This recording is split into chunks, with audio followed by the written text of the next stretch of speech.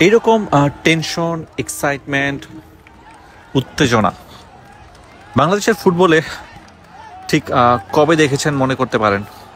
Giant স্ক্রিনে বাংলাদেশের খেলা, হামজা চৌধুরী তার নাম নিয়ে উদযাপন, এই যে একজন মুনাজাত করছে। ছোটবেলায় এমনটা দেখতাম, একদম ছোটবেলা, তাও খুব বেশি দিন দেখার সুযোগ হয়নি।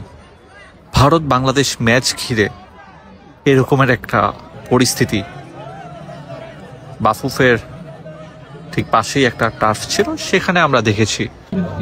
টিলনাও জানি না বাংলাদেশ এই ম্যাচটা জিতবে কিনা, বাট হামজা চৌধুরী অসাধারণ ম্যাচ খেলেছে। এবং এই যে আমার পেছনের যে অবস্থা দেখতে পাচ্ছেন, যে জায়ান্ট স্ক্রিনে আমি অসংখ্যবার দেখেছি যে হামজা চৌধুরী যতবার বাংলাদেশকে সেভ করলো, আনবিলিভেবল আনবিলিভেবল। এখানকার সমর্থকদের মাঝে সেই সব উন্মাদনা ছিল।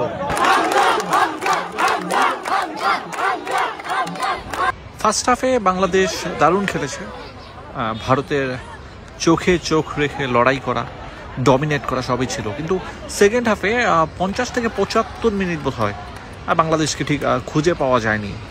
তবে হামজা চৌধুরী, তাকে নিয়ে যে আলোচনা ছিল, যে ক্রেজ ছিল, সেটাকে আরও বাড়িয়ে দিবে এই ম্যাচের পরে। অসাধারণ। দর্শকদের মাঝে হতাশা দেখতে পেয়েছিলাম যখন গোলগুলো মিস করছিলেন, এবং তারা বলছিলেন যে ফিনিশিংয়ের দুর্বলতা স্পষ্ট তাদের চোখে। অনেকে ফাহমিদুলের কথা বলেছেন যে এটা সিন্ডিকেট আছে এখনো, সেটা ভেঙে দিতে হবে। বাংলাদেশ জিততে পারতো, অনেকগুলো গোল তারা মিস করেছে। হতাশা, চরম হতাশা, এবং সেই হতাশা রেখেই ফিরেছে। এই যে এটাও তো একটা ভালো লাগা যে বাংলাদেশ জিততে পারেনি, এবং তারপরও সমর্থকদের যে উচ্ছ্বাস উন্মাদনা ছিল তাদেরকে ঘিরে।